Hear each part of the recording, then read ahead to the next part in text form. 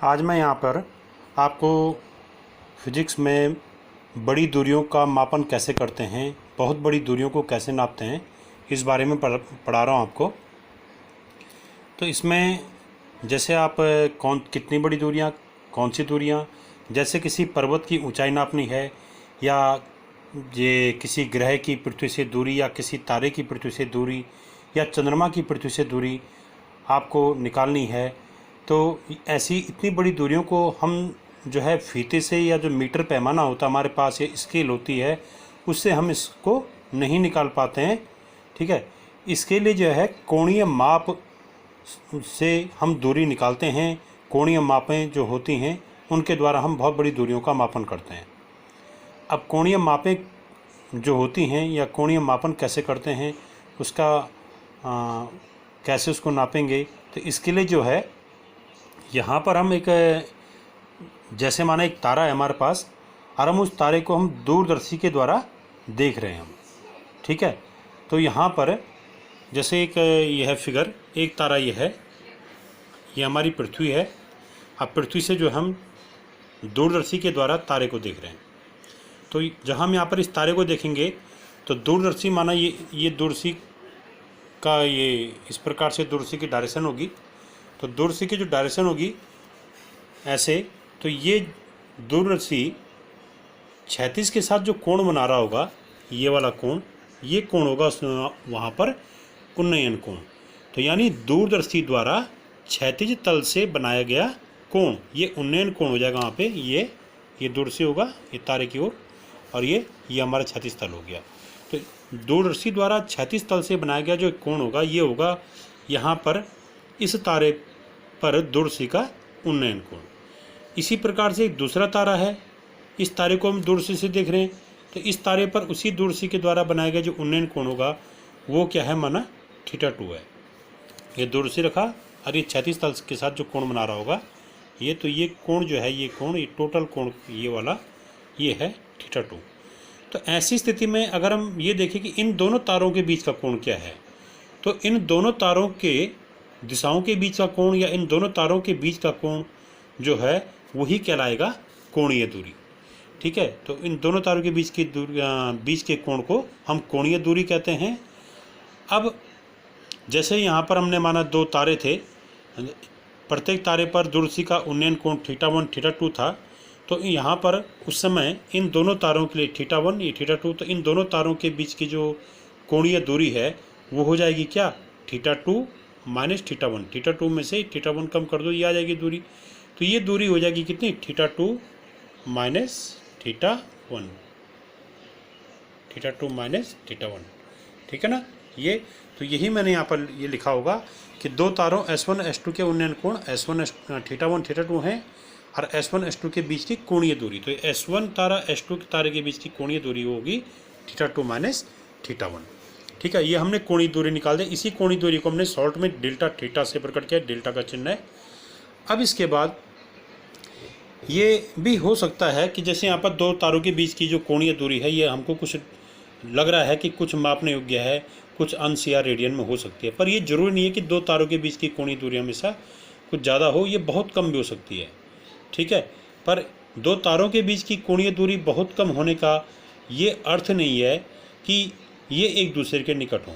ऐसा भी हो सकता है कि ये दोनों तारे एक दूसरे से बहुत अधिक दूरी पर हों। ठीक है, पर बहुत अधिक दूरी पर हों, पर ये पृथ्वी से बहुत ज़्यादा दूरी पर भी अगर ये तारे हैं, और इनके तारों के बीच की अगर दूरी भी अधिक है, तब भी इनके बीच का जो एक कोणीय दूरी है या कोणीय विस्थापन है ये कम हो सकता है। ठीक है, तो यहाँ पर ये जो कोणीय दूरी है इसी को हम कोणीय विस्थापन भी कहते हैं। अब बड़ी दूरियों का जब हम मापन कर रहे हैं, तो अब बड़ी दूरियों के मापन में सबसे पहले मैं आपको बता रहा हूँ आकाशीय पिंडों का आकार कैसे नापते हैं। जैसे आकाशीय पिंडों का आकार, तो जैसे हमने माना चंद्रमा का आकार नापना है, चंद्रमा का व्यास नापना है, तो यहाँ पर ये चंद्रमा मान लिया मैंने, चंद्रमा ये है। अब चंद्रमा को जो है हम पृथ्वी से देख रहे हैं, पृथ्वी ये पृथ्वी है, माना पृथ्वी को पूरा नहीं बना रखा है, पृथ्वी गोला होगा। ये पृथ्वी के किसी पॉइंट पर ये P प्रेक्षक है, ये दूरबीन से चंद्रमा को देख रहा है। तो दूरबीन से चंद्रमा की दो स्थितियों को देखिएगा। चंद्रमा के दो स्थितियाँ, माने एक चंद्रमा के इस पॉइंट को और चंद्रमा के इस पॉइंट को। तो जो ये पृथ्वी तल है, पृथ्वी तल पर ये क्या हो गया, पी हो गया प्रेक्षण बिंदु। अब हम चंद्रमा को दूरदर्शी के द्वारा देख रहे हैं यहाँ पी बिंदु से।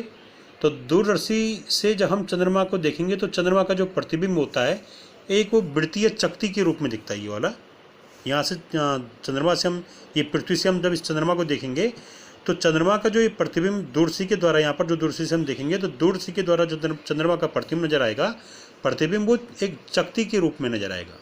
ठीक है।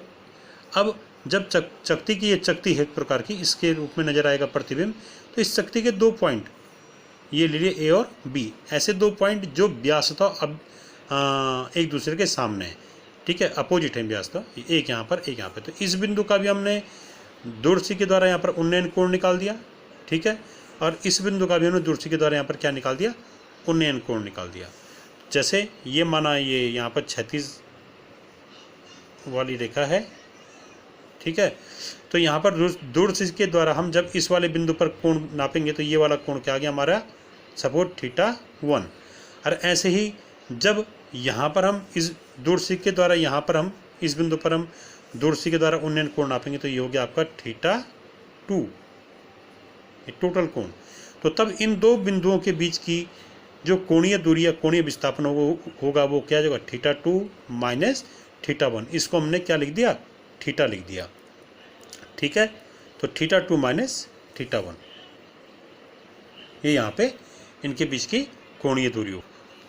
इस समय यहाँ पर हम ये देख रहे हैं कि ये जो इस तारे और इस तारे पर, सॉरी, ये जो चंद्रमा की दो स्थितियाँ ए और बी, इन दो स्थितियों पर जो यहाँ पर उन्नयन कोण बनने दूरदर्शी के द्वारा वो बनने θ2 और θ1। तो यहाँ पर इन दो स्थितियों के बीच का जो कोणीय दूरी या कोणीय विस्थापन होगा वो कितना हो जाएगा, θ2 में से θ1 को घटा देने पे आ जाएगा। तो क्या हो जाएगा वो θ2 माइनस θ1। तो ये हो जाएगा कि इन दो स्थितियों के द्वारा बिंदु P पर बना हुआ कोण भी कह सकते हैं, या इन दो स्थितियों के बीच की जो दूरी है वो क्या है, चंद्रमा का व्यास। तो इस चंद्रमा के व्यास के द्वारा इस बिंदु P या प्रेक्षण बिंदु भी कह सकते हैं, या प्रेक्षक पर बना हुआ कोण। तो ये कोण क्या आ गया आपका, θ2 माइनस θ1, या इसको हम थीटा से प्रकट कर रहे हैं। ये थीटा जो है रेडियन के रूप में नापा जाएगा, अंश के रूप में नहीं, इसको हम रेडियन के रूप में रखेंगे। अब इसके बाद हमने यहाँ पर क्या किया, ये मान लें कि ये प्रेक्षक है, प्रेक्षक से इस बिंदु की दूरी, किस बिंदु की, ये चंद्रमा का ये वाला पॉइंट ए है जो, इसकी यहाँ से दूरी ये एस है, इस बिंदु की भी यहाँ से दूरी एस है। हम ये मान के चले कि हमने चंद्रमा को केंद्र माना, प्रेक्षक को केंद्र माना, और यहाँ पर प्रकार की नोक रख दी, और यहाँ पर हमने एक ये चाप लगा दिया ऐसे प्रकार से। तो यानी ये P से A के बीच की दूरी ये त्रिज्या के रूप में ली, ये दूरी त्रिज्या के रूप में ली, और इस दूरी का हमने एक चाप लगा दिया ये। तो ये चाप A और B को यहाँ पर जहाँ पर इन दो बिंदुओं को काटेगा वही दो बिंदु क्या होंगे, A और B होंगे, और ये दूरियाँ आपस में क्या होंगी, बराबर होंगी। ये दूरी क्या हो जाएगी, ये हो गया केंद्र, ये वाला बिंदु क्या हो गया केंद्र, ये हो जाएगा चाप। तो इस चाप के ये जो दो बिंदु ए से लेके इस केंद्र, ये वृत्त का, ये समझो वृत्त का केंद्र हो गया। तो यहाँ पर ये क्या आ जाएगा, ये उस वृत्त की त्रिज्या आ जाएगी, ये वृत्त का चाप हो गया, ये भी वृत्त की त्रिज्या हो गई, ये क्या हो गया, केंद्र हो गया। तो ये त्रिज्या मानी जाएगी, ये चाप हो गया ASB, ये चाप हो गया। तो यहाँ पर हम इस चाप ASB के द्वारा P पर बना हुआ कोण क्या है, θ2 माइनस θ1, यानी थीटा। अब हम क्या करेंगे, हम ये निकालेंगे इस थीटा का मान, यानी इस कोण का मान। तो कोण थीटा जो है ये बराबर होगा, हम जानते हैं कोण का सूत्र, कोण बराबर होता है चाप बटे त्रिज्या। तो चाप हो गया ASB की लंबाई, ये चाप की लंबाई हो जाएगी, बटे त्रिज्या हो गया ये वाला AP या BP। तो हमने इसकी लंबाई को हम, इस त्रिज्या को हम या AP को हम क्या मान रहे हैं, S मान रहे हैं।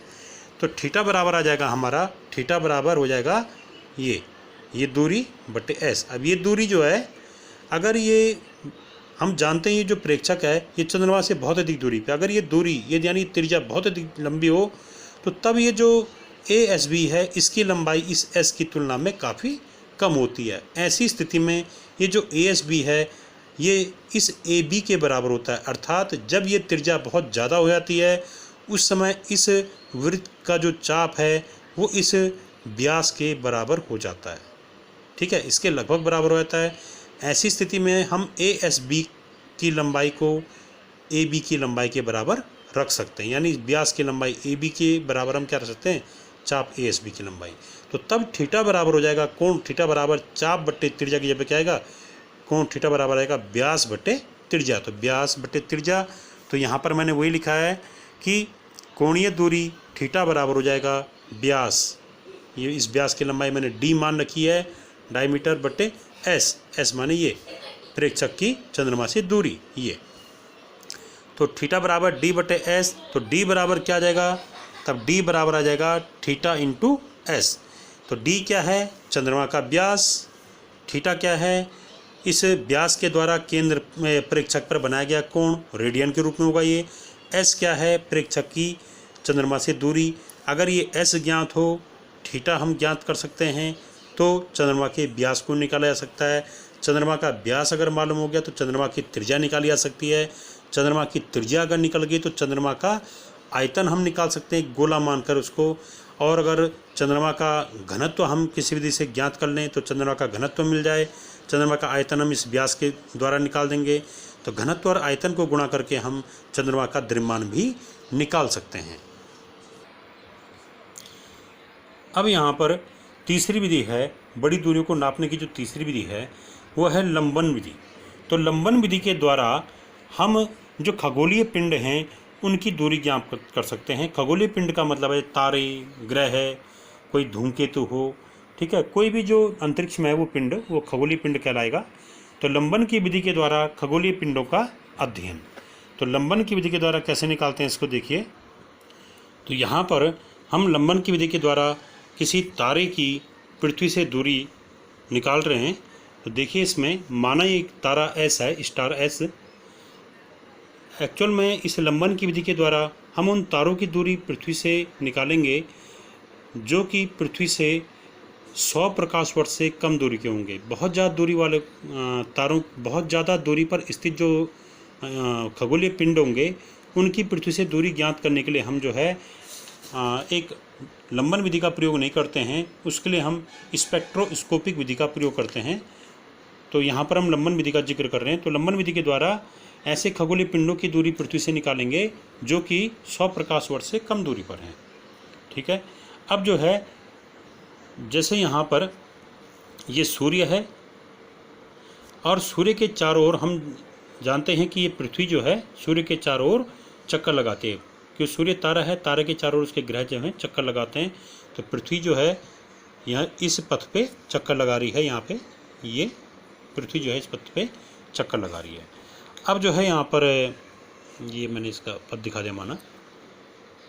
अब यहाँ पर हम पृथ्वी की दो स्थितियाँ लेंगे। एक स्थिति माना पृथ्वी की ये है जब पृथ्वी यहाँ बिंदु ए पर है, और एक ठीक इसके 6 महीने बाद की स्थिति, वो क्या होगी, व्यासतः सम्मुख वाले बिंदु की होगी, ये ठीक इसके ठीक सामने वाला बिंदु बी। ये यहाँ पर 6 महीने बाद की स्थिति होगी पृथ्वी की, क्योंकि पृथ्वी जो है सूर्य के चारों ओर एक चक्कर लगाने में 12 माह का समय लेती है। तो अगर वो किसी समय यहाँ है तो ठीक 6 महीने बाद वो आधा पथ तय करके यहाँ पहुँच गई होगी, फिर अगले 6 महीने बाद आधा पथ तय करके अपनी पुरानी स्थिति पर आ जाएगी। तो हम यहाँ पर दो बिंदु ले रहे हैं, ए और बी, जो कि व्यासतः अभिमुख हैं, सामने हैं। अब जो है तो माना यहाँ पर पृथ्वी जो है यहाँ पे 22 दिसंबर को थी, तो ठीक यहाँ पर कब आएगी, 22 जून को। तो यहाँ पर अब ये इस तारे की दूरी हम पृथ्वी से ज्ञात कर रहे हैं। यहाँ पर हम एक तारा और लेंगे, एक ऐसा तारा जो कि पृथ्वी से बहुत अधिक दूरी पर, जैसे ये एन तारा, ये पृथ्वी से इतनी अधिक दूरी पर है कि पृथ्वी सूर्य के चारों ओर जब परिक्रमा कर रही होगी तो परिक्रमा के दौरान, इस पथ पे जाने के दौरान, ये तारा जो है उसको अपनी पहले जैसी स्थिति में ही दिखाई देगा। ठीक है, यानी जब पृथ्वी की कक्षीय गति हो रही होगी तो कक्षीय गति की सभी स्थितियों में तारा जो है उसको एक समान स्थिति में या दिखाई देगा। ठीक है, इतनी दूरी पे हो गया तारा कि पृथ्वी की कक्षीय गति, चाहे पृथ्वी यहाँ पर है, यहाँ पर है, यहाँ पर है, कहीं पर भी है, तो उस समय तारा उसको एक ही जगह पे दिखाई देगा। यानी जब ये तारा जब पृथ्वी यहाँ पर है तो उसमें तारा इसको सीधा अपने ऊपर यहाँ पर दिख रहा है, तो इसका अर्थ है कि जब पृथ्वी यहाँ पर पहुँच जाएगी तो तारा यहीं पर नहीं रहेगा, तारा उसको ठीक अपने ऊपर ही दिखेगा, ये है मतलब। ठीक है, तारा उसको ठीक अपने ऊपर ही दिखाई दे रहा होगा। ऐसे एक तारा देखना है। अब हम दूरदर्शी के द्वारा क्या करेंगे, दूरदर्शी के जब ये पृथ्वी यहाँ पर है तो यहाँ पर कोई प्रेक्षक होगा, ये प्रेक्षक जो है दूरदर्शी के द्वारा इस तारे एस को देखेगा। ठीक है, और यहाँ पर इस तारे और इस वाले तारे के बीच का जो कोणीय दूरी होगी या कोणीय विस्थापन होगा वो इसको ज्ञात करेगा। ठीक है, कैसे, जो अभी हमने पहले जो विधि बताई, पहले वो प्रेक्षक क्या करेगा, दूरदर्शी के द्वारा पहले इस तारे को देखेगा, एन तारे को, और उसका कोण θ1 निकाल देगा। फिर वो दूरदर्शी के द्वारा इस तारे को देखेगा तो इसका भी वो उन्नयन कोण θ2 निकाल देगा। ये θ1 हो गया, ये θ2 हो गया। ठीक है, तो तब इन दोनों तारों के बीच की जो कोणीय दूरी होगी वो क्या आएगी, θ1 माइनस θ2, तो उसको हमने φ1 लिख दिया।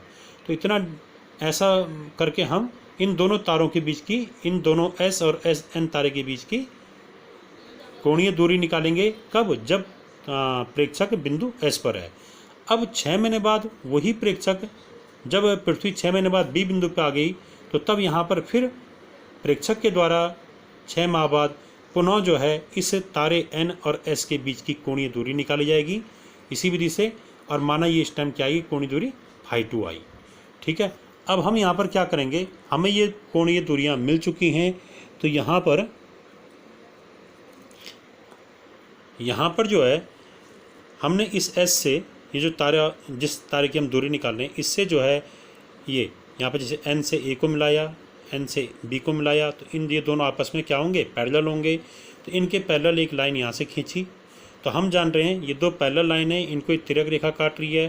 तो यहाँ पर ये कोण अगर φ1 होगा तो ये भी कोण क्या होगा, φ1, क्योंकि एक अंतर कोण है।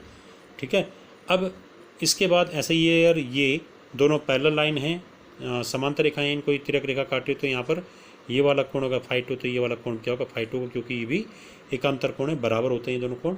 तो यहाँ पर इस तारे एस पर इस ए बी दूरी के द्वारा या ए बी रेखा के द्वारा इस तारे एस पर बनाया गया कोण क्या हो जाएगा, φ1 प्लस φ2, टोटल ये।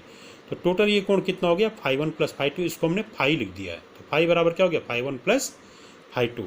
तो इस ए बी डिस्टेंस के द्वारा इस तारे एस पर बनाया गया कोण हो गया φ1 प्लस φ2। अब हमने क्या निकालना है, इस तारे की दूरी। तो तारे की दूरी के लिए फिर हम वही चंद्रमा वाले केस पर चलेंगे कि हमने क्या किया, यहाँ पर जो है तारे को केंद्र मानकर इस एस दूरी का एक चाप लगाया है ऐसे। ठीक है, ये चाप तारे को केंद्र मानकर, तो यहाँ पर तारा क्या हो जाएगा, केंद्र हो जाएगा, ये दूरी क्या हो जाएगी, त्रिज्या हो जाएगी, ये दूरी भी क्या हो जाएगी, त्रिज्या हो जाएगी। तो ये होगी एस, क्या हो गया, ये जो एस, कैपिटल एस और इस ए के बीच की जो डिस्टेंस हमने स्मॉल एस मान रखी है, तो ये स्मॉल एस क्या होगी, उस वृत्त की या उस चाप की त्रिज्या होगी। ठीक है, अब यहाँ पर इस चाप के द्वारा यहाँ पर बनाया गया कोण क्या होगा, यही φ1 प्लस φ2। ठीक है, तो कोण हमको मिल गया φ1 प्लस φ2 यानी फाई, ये त्रिज्या हमको मिल गई एस, और इस चाप की लंबाई, इस चाप की लंबाई हम मान रहे, माना ए एम बी, इस चाप की लंबाई।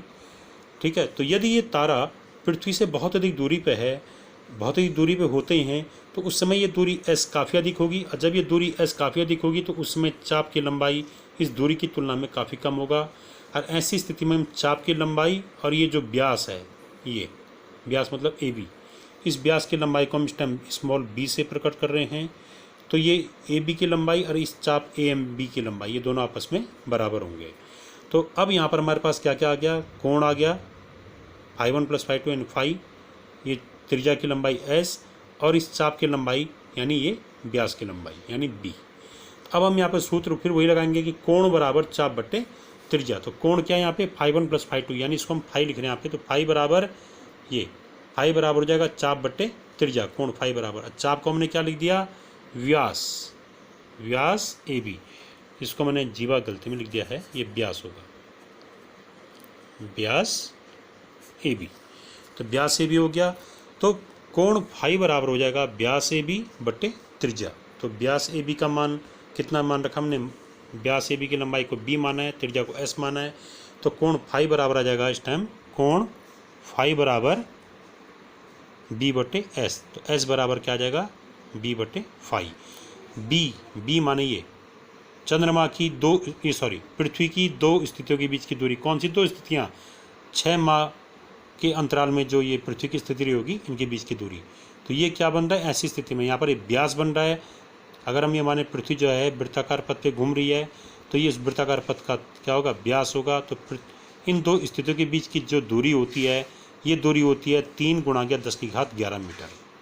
ठीक है, ये कक्षीय पथ का व्यास कहते हैं इसको। तो पृथ्वी के कक्षीय पथ का व्यास होता है 3 × 10⁻11 मीटर, यानी बी हमको मालूम है। फाई, इस कोण को हम ज्ञात कर सकते हैं किरण आरेख बना के, तो रेडियन के रूप में होगा फाई। बी जो है 3 × 10⁻11 मीटर है। 2 एस्ट्रोनॉमिकल यूनिट भी कहते हैं इसको, 2 AU, 2 एस्ट्रोनॉमिकल यूनिट के बराबर होता है ये। ठीक है, 2 खगोलीय दूरी भी कहते हैं इसको। तो बी पता है, फाई पता हो सकता है, तो हम एस को निकाल सकते हैं। एस मतलब तारे की पृथ्वी से दूरी निकाली जा सकती है। ठीक है, इसके बाद अगला है इसमें प्रतिध्वनि या परावर्तन विधि। तो प्रतिध्वनि या परावर्तन विधि में क्या करते हैं, जैसे यहाँ पर ये कोई पहाड़ है, ठीक है, और हमने यहाँ पर इस बिंदु से, जैसे यहाँ पर ये माना ए बिंदु है, इस ए बिंदु से एक गोली छोड़ी। गोली का हमको वेग अगर पता हो, ठीक है, गोली का वेग क्या है, v है, गोली का वेग v है। और माना इस गोली को ए से इस पहाड़ तक टकराने में, जब गोली यहाँ से आगे गई होगी तो इस पहाड़ पे टकराई होगी। तो गोली को यहाँ से पहाड़ तक जाने में जो समय लगा वो t लगा। तो इसका पता कैसे चलेगा, जब गोली छोड़ी जाएगी तो कुछ देर बाद ये गोली आगे बढ़ेगी, उसके थोड़ी देर बाद हमको एक प्रतिध्वनि सुनाई देगी। तो गोली के छोड़ने और इसकी प्रतिध्वनि को सुनाई देने के बीच का जो समय है वो है t समय। ठीक है, गोली की चाल है v, और इस दौरान गोली द्वारा तय की गई दूरी कितनी होगी, गोली यहाँ से यहाँ गई होगी, फिर यहाँ से इसकी प्रतिध्वनि वापस आई होगी। तो माना यहाँ से यहाँ तक की दूरी s है, तो यहाँ से वापस भी s दूरी चली होगी। तो गोली के छोड़ने और उसकी प्रतिध्वनि के वापस लौटने के बीच चलेगी टोटल दूरी क्या होगी, s + s यानी 2s। यानी इस t समय में गोली ये यहाँ पर कितनी दूरी तय की गई होगी, टोटल 2s। और ये दूरी किसने तय की होगी, ध्वनि ने। गोली जब छोड़ी होगी, ध्वनि चली होगी आगे, इसकी ध्वनि जो है, जो तरंग है, ध्वनि तरंग वो आगे बढ़ी होगी, यहाँ पर ध्वनि तरंग टकराई होगी और प्रतिध्वनि के बाद ये तरंग फिर वापस आई होगी। तो ध्वनि तरंग के जाने और उसकी प्रतिध्वनि के वापस आने में टोटल समय कितना लगा, t। इस समय में ध्वनि तरंग ने कितनी दूरी तय की होगी, टोटल s इधर, s इधर, टोटल 2s दूरी तय की होगी। और ध्वनि की चाल माना v है। ध्वनि की चाल हमको वायु में पता रहती है, 330-332 मीटर पर सेकंड, ये v पता होता है। t हम जो है घड़ी से नोट कर सकते हैं, और तब ये दूरी s का मान निकाला जा सकता है। कौन से सूत्र से, दूरी बराबर चाल गुणा गया समय। तो हम यहाँ पर वही कर रहे हैं कि ये जैसे दूरी, तो दूरी कितनी चली, ध्वनि ने टोटल कितनी दूरी तय की, 2s, और ये दूरी बराबर क्या हो गया, चाल होगी ध्वनि की v, और समय कितना लगा, t। तो 2s बराबर v × t। तो s बराबर क्या हो जाएगा, s बराबर क्या हो जाएगा, ये s बराबर हो जाएगा, ये 2s बराबर v × t, दूरी बराबर चाल गुणा के समय से। तो s बराबर हो जाएगा v × t/2। तो s मतलब जो गोली से, जहाँ पर से गोली छोड़ी, यानी प्रेक्षक की स्थिति से पहाड़ के बीच की दूरी, ये दूरी हम ज्ञात कर सकते हैं इसका मान। ठीक है, इसी प्रकार से हम प्रतिध्वनि या ये इस विधि से, परावर्तन विधि से हम और भी कई दूरियां ज्ञात कर सकते हैं। जैसे पृथ्वी से चंद्रमा की दूरी हम लेजर विधि से भी इसी परावर्तन या प्रतिध्वनि विधि से ज्ञात कर सकते हैं। ठीक है, धन्यवाद।